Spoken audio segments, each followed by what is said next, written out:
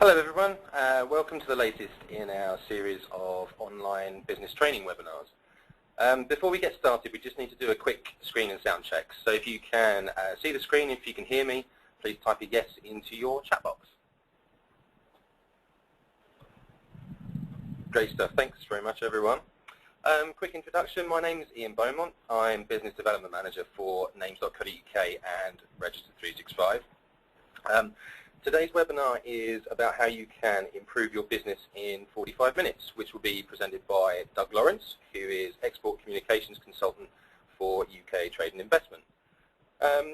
With regards to questions for the webinar, please feel free to ask away during the webinar. If we've got time, we'll answer a few of them at the end. But if we don't get to it or if we run out of time, we'll come back to you personally after we finish. So, Doug, over to you. Thank you very much, Ian. Thank you, everybody, for joining us during your lunch hour. If I give you a quick overview of what we're trying to cover today, that standard question, how do I get to number one in the Google rankings? And then we'll look at some of the more background information, like what's the purpose of your website, which are the main Google tools you should use to improve your website, how you set these tools up, how you monitor the information from these tools, some tips on using them, and then we'll look at some of the international aspects that we would cover within UK Trade and Invest. We'll also look at some of the international search engines as well. How do you get to be number one on Google? Be very, very specific. So if you want to rank and you're selling a purple dinosaur stool, the chances are you probably will rank quite highly. You could even beat Amazon. If you've got a dino sun puzzle stool that's in purple, great. If you're selling something that's not as specific, if you're selling something more generic, if you want to rank for something more generic, then that's more difficult. And that's where these Google tools will help you a lot to improve the quality of your website content and some of the tools you use to measure and monitor what people do when they're on your website. For example, if I want to rank my name, Doug Lawrence, the challenges are that there's a guy called Doug Lawrence in SpongeBob SquarePants. That's quite difficult to compete with. But if I compete on Doug Lawrence translation, so I use the word translation sometimes when I mention my name on websites and online profiles, then I've got more of a chance of ranking highly. So Doug Lawrence brings up SpongeBob SquarePants, but Doug Lawrence translation brings me up. But going back to that, there's nothing wrong with being number one, that's great, but if you're looking at a web strategy overall, it's a good place to start and think, what is the purpose of my website? This is a slide I've taken from Google, and they give you 5 things they think you can do. One is e-commerce, simply selling something online, whether that's T-shirts or wedding pictures or whatever else it is. The purpose of the website is to sell things. Then you might have lead generation. You might be selling services or other products that you need people to contact you, and then you contact them. You might want to publish content and then sell advertising. You might want to support existing clients, or you may wish to build a brand. Understanding what it is you're trying to achieve will enable you to use the Google tools to set up things like goals, which will enable you to monitor and control what's happening on your website, to feed that information back in and make your web presence more successful. The 3 main tools you'll use are Google AdWords. Most people have heard of that, where you can advertise. And when we work with companies in UK Trade and Invest, we often come across companies that have figured out a sweet spot, where they know the amount these adverts cost, they know the amount they need to sell, and they know which profit they can make on that. What we also recommend is you start looking at your analytics. So this is a free service from Google that allows you to measure the people who are coming to your website, where they're coming from, what they do, which pages they enjoy, which ones they don't, and to produce reports that are customized for your particular needs. Google Analytics is a great tool, and you can link it with AdWords. Don't forget Google Webmaster Tools. That's a very important tool. These 3 can all link together. What Webmaster Tools allows you to do is to submit your sitemap to Google, to submit your site to Google, to prove ownership of your site, and to link back to the other tools. When you create a Google account, Google gives you a lot more other things you can do with Google. It's a little bit like a Sunday newspaper where you get the sports section and fashion and TV and politics and all the rest of it. You may only want the sports section at the moment, but what Google's doing is giving you access to all the rest of these things.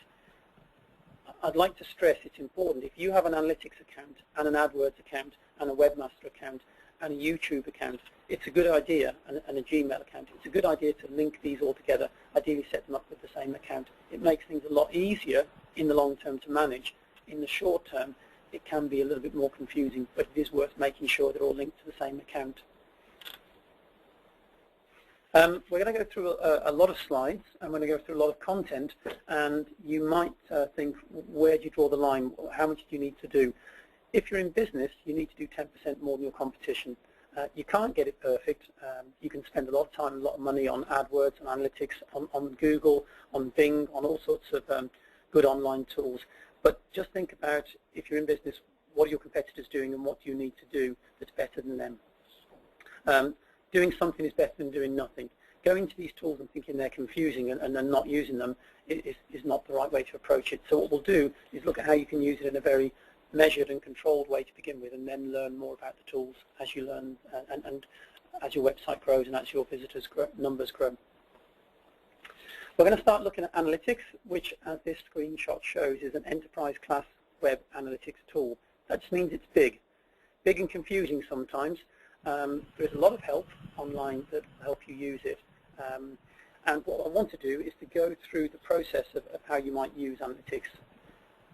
You might not want to set an account up straight away, and one way you can get around that is you can set up, or you can join the Google Analytics Academy, which is a place online where you can practice these things and where you can go through particular lessons that tell you how to use Google Analytics. There's usually a video, a couple of multiple choice questions. The whole thing takes 6 hours, but you can use first sections of it. You don't have to do the entire thing. It's a great place to learn how to use analytics, and you don't have to log in with your website and your email. You can use it as a test. It's a great place to start learning analytics. Before I go on to the live demonstration of analytics, we spent some time thinking about, if you're a brand new user to Google Analytics, how would you go about creating an account? So the short answer is you log in or you create an account, you choose whether you want to monitor a website or an app, and then you insert a tracking code if you've chosen a website. If you're using SiteMaker from Names, then there's a great video online, this is the link to it, that shows you how you can set up your link to Google Analytics in your SiteMaker website. So that's the short answer.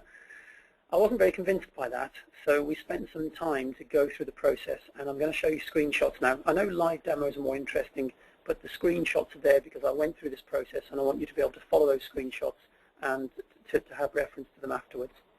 So you start off by looking for Google Analytics. You can follow that link. When you click on Access Google Analytics here, it'll say, do you want to sign in with an existing account or sign up for the new, create a new account? So in this instance, I already have a Google account, but I wanted to create a new account. When you create a new account, you'll be asked all those standard things like date of birth, telephone number, create a password, what your current email address is, and some kind of capture or verification code. Once you've verified your email address, you'll be welcomed into Google. Confusingly, you're welcomed into that Google account. I'm not going straight to analytics, even though I started off trying to apply for analytics. So Google set me up as a Google account. So I go back to Google Analytics, and here's another tip. If you're logged into Google and you think, well, where's analytics, or where's Webmaster Tools, or where's AdWords, I often open up a second tab and then search for them in Google itself. There are lots of links to these things buried in all sorts of ways, but that's just generally an easy way of doing it. So here we are. We've created a Google account. We're now going to create a Google Analytics account, and Google's warning us what we're going to do. We're going to sign up for Analytics. We're going to add the tracking code, and then we're going to monitor the information from Google Analytics. Okay, so I'm signing up again. And then I get a window that appears that says, okay, Doug, do you want to choose to measure your or monitor using the Universal Analytics code or the Classic Analytics code? Use the Universal Analytics code. That's the new code, and it allows you to link more easily to Google Webmaster Tools. It's got other information and other pieces of content that are useful as well. So that's the new modern one, and that's the one I'd recommend using. You can set up the account. This is at the bottom half of that screen, and you could type in the name of the account you want, then the website name, then the URL of that website, and which time zone you're in. Google Terms and Conditions, which I'm sure you'll read every single word of and understand. And then I'm into the account itself. And you can see there I've got a tracking ID, which is the UA for Universal Analytics, then the number, and I've also got below a chunk of code. Now you can copy and paste that code into your website, every single page. One of the disadvantages of analytics might be that if you miss a page, that page isn't measured. So often there's a way of inserting that so that it goes onto every single page. I'm using, or when I set this up, I used something called WordPress. I used a thing called a plugin, and that plugin allowed me to take the code and put it into one place, and it'll replicate it across all the pages. You will have a different way of doing that depending on which process you're using, on which web development tool you're using. And you may just give it to your web developer, and they can insert the code. They'll understand how to do that. So once I've added the tracking code, I want to make sure it's there. So I would just go visit the website, and then I would do a right-click, view source, and search for that code, and I can see it's been inserted correctly. So now what I've done is I've created a Google account, I've created an analytics account, I've inserted the code, and I've checked the code is on the website. Next, going back to the property settings, I can scroll down to the bottom of that, and then there's an option there called Webmaster Tools Settings. Here I can link Google Webmaster Tools to Google Analytics. When I do that, I'm asked yet again to type in my password. Once I'm in there, I can click on Add a Site, and it's going to warn me that I need to refresh, and then I can type in the website password, the website address. Here I forgot to add the .com, so when I clicked OK, Google said, would you like to add a site? Because it wasn't a site. So you probably wouldn't see this page, but I did. Type in the site name, click Continue, and Google's going to say, you need to verify ownership of that website. And you can see here, you must be using the asynchronous tracking mode. That's for their recommended Google Analytics link. So we are using the asynchronous tracking code because that's the universal one we spoke about earlier. So I can click OK, and it says, congratulations, you successfully verified ownership. So just to recap, we set up a Google account, we set up an analytics account, we took the code from the analytics, we put it in our website, we then went to the account settings and we linked our Google Analytics and our Google Webmaster Tools together. Webmaster Tools is important because it proves ownership, and later on you can link it to things like Google Plus pages. You can also, when you're in Google Webmaster Tools, you can add or remove users, you can look at the analytics property, you can delete the site from a list of sites, you can check on the site health, have you got viruses in your website, are there errors on crawling where Google can't see certain pages. Here I just clicked on the name, Doug's Test Website, and that brings me up with the dashboard for that particular property. And I can see this is a new website I created for this, so there is no data. I can see I can submit a sitemap, so if I click on sitemaps, I get the option to add the sitemap. I'm using a tool which generates a sitemap called sitemap.xml, so I type that in and click Submit Sitemap. It's submitted to Google, and Google will say, you need to refresh the screen. And when you refresh it, it'll say, there you are, we've got the sitemap, it was submitted yesterday, and it's pending submission. So we submitted a sitemap. What you'll find if you've got a very large website is sometimes you'll find things in your website that you don't remember or you've forgotten. Maybe there's a link from another page and that page is deleted, or vice versa. Sitemaps are great for Google checking your site against your sitemap. You can also, if you click on the gear symbol, the round gear symbol there, and select on the drop-down list Site Settings, you can see that you can select which country a website is for. You can only do that if your website is a .com, a .net, a .biz, so a non-geographic domain. A .co.uk is considered to be targeted for the UK, a .ie for Ireland. It doesn't mean it will not be returned in other searches, it just means that Google tends to have a preference for that. So that's a useful thing you can do with Google Webmaster Tools. You can tell Google, this website or this part of my website is for this particular region. That's not something you can do in analytics. With analytics you can see where people are coming from, but here you can give a preference.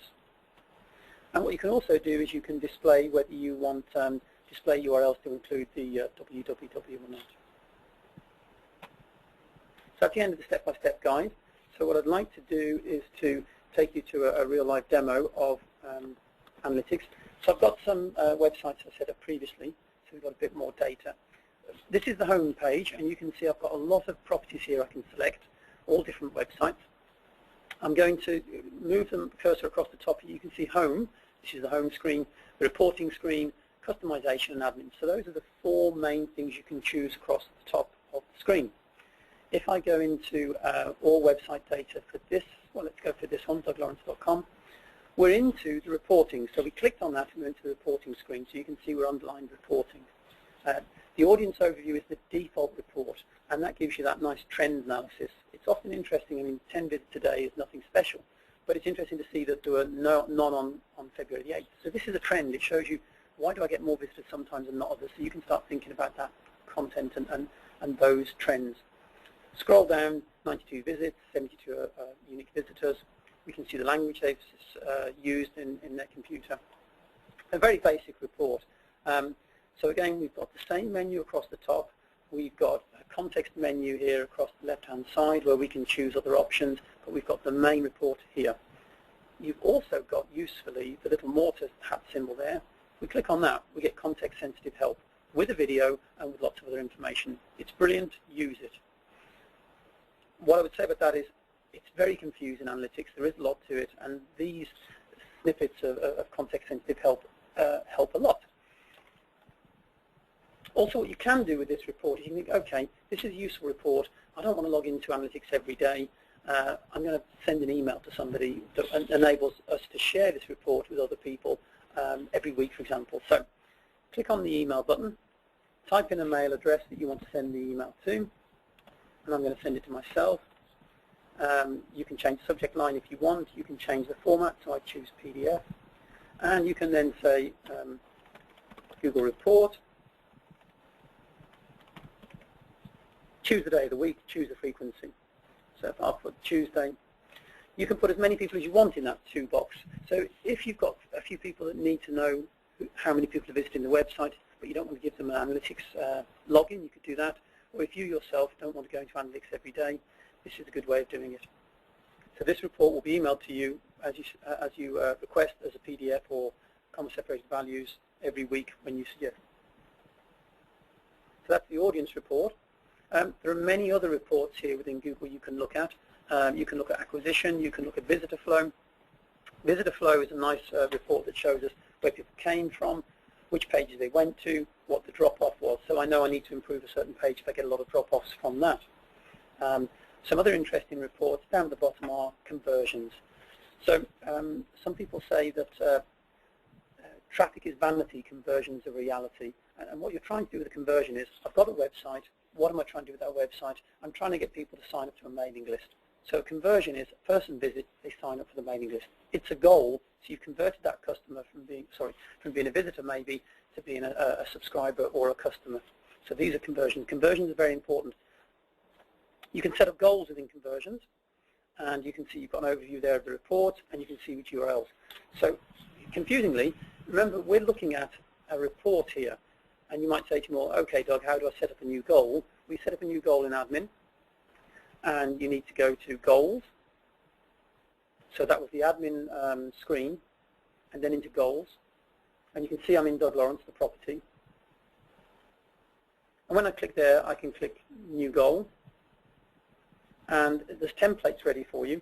So let's say this is an acquisition goal, and we're saying somebody signed up for an account, or they signed up for a newsletter maybe. So you can create custom goals as well if you wish, but I tend to use these standard ones. The next step, we can set what type is it. Well, we're going to have destination. So it's create an account, or we're going to say become a subscriber. Destination goal, so it's going to be a thank you page, for example. And you can see here, we've set up the goal, we've given it a description, we're now putting in the details, and the details are the location. So it's going to put douglawrence.com / thank you hyphen. It's not case sensitive. We can put an optional value on there if we wish, so we might say it's 50 euros. Think about if you went to an exhibition or conference, you have to pay to go to that, and you got people that visited your stand. You'd have to divide the number of visitors and by the cost of the stand to know what value it is. You can put a goal on your subscribers, or on the purchases you can link to e-commerce. It's not necessary, you don't have to have it. You can put a funnel on there as well to see which pages they go through. So goals are very useful, and if I just click create this goal, the goal is created. and we've got 17 goals left we can use. So just to recap, we set up a Webmaster Tools account that was linked to our Analytics account and to our overall Google account. We went into Google Webmaster Tools, we verified our website to create ownership or to verify ownership. We then added a sitemap. We then went back to our friends in Analytics, and in Analytics we looked at the reports, we looked at setting goals, and we looked at sending an email report to people weekly. So I've got a few more screenshots that we use within there. There's the tracking code, there's the set up the email report, and creating goals. There are different types of goals. I'd recommend using URL destination first. So with Analytics, Google Analytics, my top tips are don't panic. It's worse than it looks, or maybe it's not as bad as it looks. Set up the email report. So if you don't fancy going to Google Analytics, you can at least look at the report every so often. Use the built-in help. Don't forget to set up goals based on the objectives of your website. If your objective is to build brand, maybe it's that people download a PDF. If your objective is to sell T-shirts, then they sell a T-shirt, they become a goal that's been reached when they buy a T-shirt. We've got links later in this webinar as well that you can use, and this is going to be available for you to look at later so you can see those links as well. And don't forget that this is one account that you're creating with Google, so you try and link all this content together. With Webmaster Tools we talked about, we can do things like we can monitor the health of a website, whether there's broken links, whether you've been infected on a website. If you've got bad backlinks, for example, then you can go through Google Webmaster Tools and you can use the disavow tool to remove backlinks that are not good to your website. You may be working with developers, with people who are handling your SEO. They will want to insert their own tracking codes. They'll want to control some of it themselves. That's because they use a lot of filters. They use their own reports, etc. So there's no harm in letting them have that. I often recommend you having your own account as well, because if you fall out with them or if you want the information yourself, you've got that. But certainly in most cases, web developers and SEO people will have tools they use, and they'll want to insert their tracking codes sometimes. Don't forget Google Plus pages. These are becoming increasingly important. They allow you to link back to your Google Webmaster Tools account, to your Analytics account, to your Google Plus profile. And the advantage is that you can claim a custom name. So you could claim the name of your company with your Google Plus page, and you can link it back to other online profiles such as Facebook and Twitter and LinkedIn. So it's got good SEO capability. You can create a page, and there are 5 different choices, whether it's a product, a band, a local company, or an institution, a company. You can create as many pages as you want. I think I have about 16. They're free of charge. You can create them in English. Here's English and Russian. You can create them in Arabic, any languages you want. And you can link them back to your particular web page or website. Quick refresher on search. Don't forget there is a YouTube channel called Google Webmaster Tools Videos. It's very, very extensive. I think the last time I looked, there was something like 670 videos from Google, all free of charge, giving you more advice about how you can use Google better. Matt Cutts is a Google employee that's allowed to say certain things, and there's a good video, only 3 minutes 15 long, which is a basic introduction to how search works. That's a great video if you're new to search. I've talked a lot about Google. There's Bing. Bing by Microsoft. That's used within Facebook, and there's rumors that it's used more within iOS now. On Apple devices, for example. If you're looking at Russian-speaking markets, then Yandex, yet another index, is the search engine of choice within Russian-speaking markets. Baidu for mainland China. Yandex has an English interface. Baidu doesn't. Bing has an English interface as well, in case you're interested. Nava is used in South Korea, and Seznam is used in the Czech Republic. If you look at the 4 main ones, they've all got Webmaster Tools, they've all got Analytics, they've all got pay-per-click, and these are some of the links to those. There are AdWords and ads that you can use, Yandex Direct, for example, and those are links to those if you want to start using AdWords in those countries. in those search engines. Sorry. Don't forget, if you do start using AdWords, you can geographically target certain areas. So here I'm using AdWords to say, please select these German-speaking countries, and obviously in Switzerland there are other languages as well. In Yandex you can geo-target based on a region, because Russia's a big place. Within UK Trade and Invest, we deliver a service called the Export Communications Review, where we look at people's online web presence, and we'll often say by saying, if you have a domestic presence that you're happy with, if you're selling to your Irish or UK clients, and you know you can monitor the traffic, you've got your AdWords working, you've got search engine optimization working, and you want to go international, maybe the first step is just adding a simple page in English called International, maybe a tab on the main navigation, and that talks about how you're prepared to trade internationally. Will you deliver training courses worldwide? Will you ship things based on a particular shipping rate, or whatever your offering is and whatever you're prepared to do with the rest of the world in English? There are plenty of countries in the world that do speak English, and there are some countries where people speak enough English to deal with you. So be happy with your domestic site, then move towards an international English site or page, a couple of pages maybe. And then think about if there's particular markets that you might want to put some translated content in. We often suggest that you add that translated content because it's easier for people to find you in their own language. You can leave the rest of the website in English and just say to them, we don't speak Arabic, we don't speak French. Even on your inquiry form, you could warn them that they should send an inquiry in English, because there are a number of people that will maybe search in their own language first and then use English when they come to your website. So you can add those pages in different languages, and you can then use Google Webmaster Tools to say, this part of my website is for the UK, this part is for Ireland, this part is for the USA, this part is for Germany.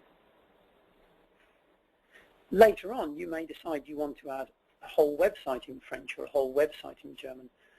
You do that by using domain names such as .fr for France or .de for Germany. You can use .com, but if you want your company or your brand .de, now might be the time to think about it, because if 2 or 3 years down the line you're thinking our company will have a German website, if you talk to names first and reserve that website by that domain name for you now, then it prevents somebody else buying it in the meantime, and you having to scramble or pay them a higher rate to get it. So sometimes, even if you don't need a domain name now, it's a good idea to get it in advance, because it costs a lot less to buy it off the shelf than it would off somebody else, especially if you start to become more international and people see you more across the globe.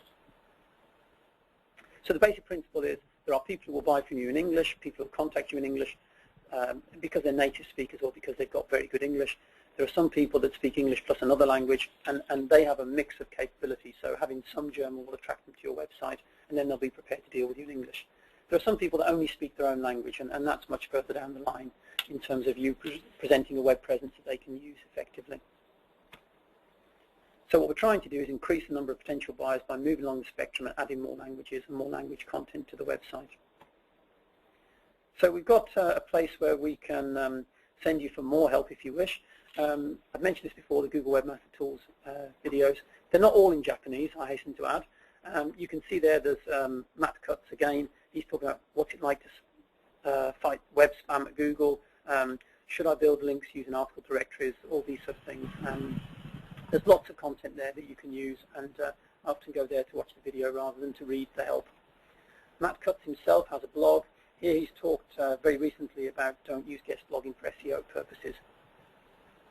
That's a definitive statement by Matt Cutts, so you know that when he's saying that, you can take that advice.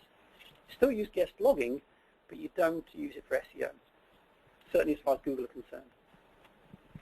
This is a video I mentioned earlier, 3.5 minutes long, which is about the basics of search. The fact that Google, for example, uses around 200 measures per page to rank it. The fact that Google doesn't store your page, it stores a copy of your page. Going back to that 200 measures, people say, how do I rank as number one? Well, the answer is, I guess, you go to those 200 measures and you perfect each one of those. Unfortunately, there isn't a website that says the Google 200 measures. You can know there's things like if you've got 300 words of content, if you've got backlinks, if you've got good links out, if you've got images. All these things are up for discussion, but this is a good video that gives you an introduction to that. Don't forget the Analytics Academy, which is great for learning how to use analytics, and you don't have to complete it. Even just doing the first couple of sessions and couple of lessons will help you tremendously. And then we have the strategy itself. So going back to the beginning of this presentation when I showed the Google slide that said, what's the purpose of your website?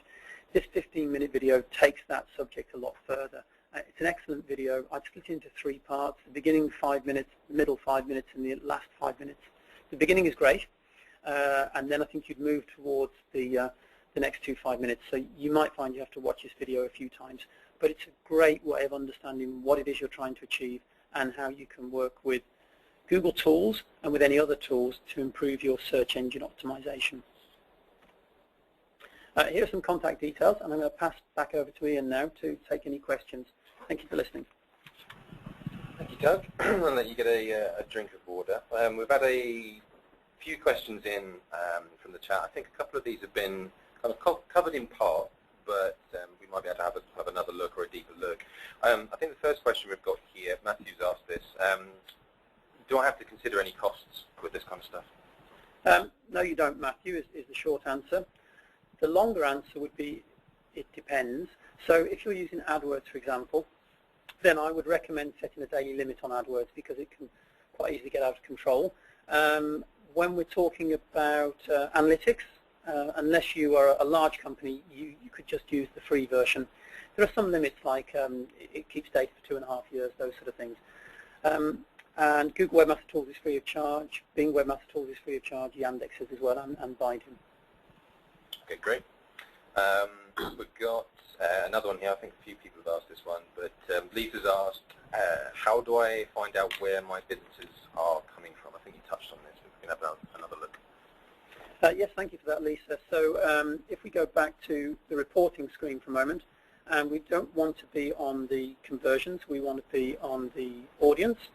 So in the audience overview, remember when I said there was this menu across the top, menu down the side, so I've navigated back to the audience overview.